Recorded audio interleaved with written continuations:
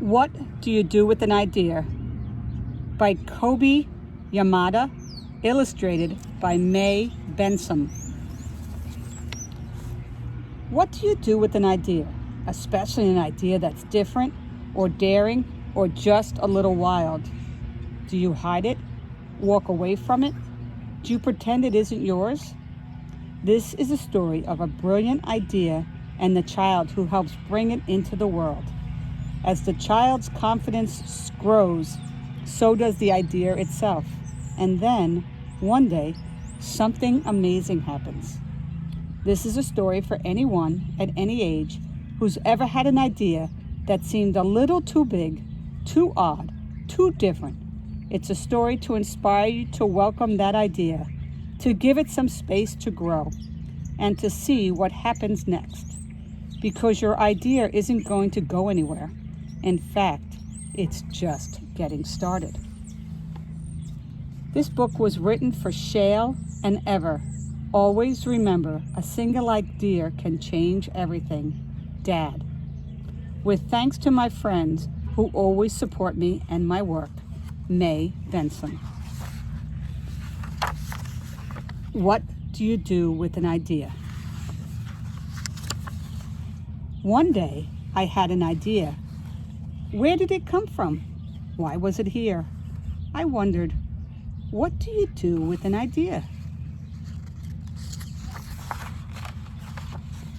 At first, I didn't think much of it. It seemed kind of strange and fragile. I didn't know what to do with it, so I just walked away from it. I acted like it didn't belong to me.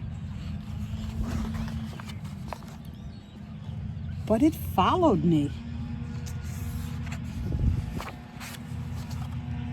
I worried what others would think. What would people say about my idea? I kept it to myself. I hid it away and didn't talk about it. I tried to act like everything was the same as it was before my idea showed up. But there was something magical about my idea. I had to admit it. I felt better and happier when it was around. I wanted food. It wanted food, sorry. It wanted to play.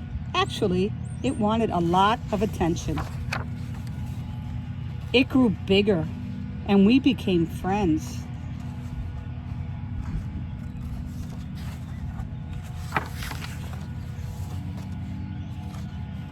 I showed it to other people, even though I was afraid of what they would say.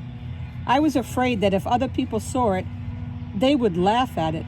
I was afraid they would think it was silly. And many of them did. They said it was no good. They said it was too weird. They said it was a waste of time and that it would never become anything. And at first, I believed them.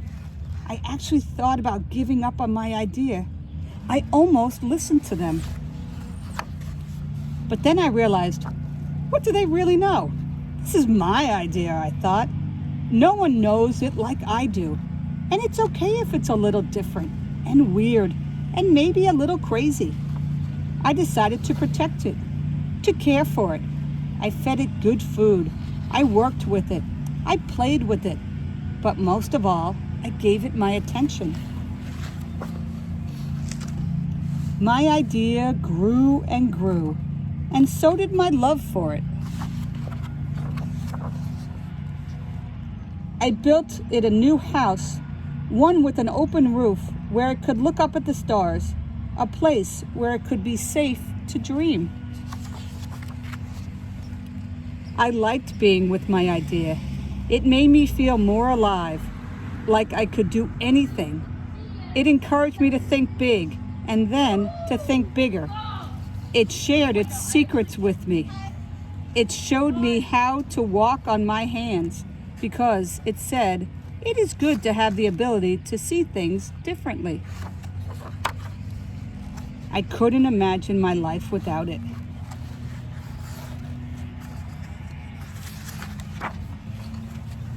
Then, one day, something amazing happened. My idea changed right before my very eyes. It spread its wings and took flight and burst into the sky.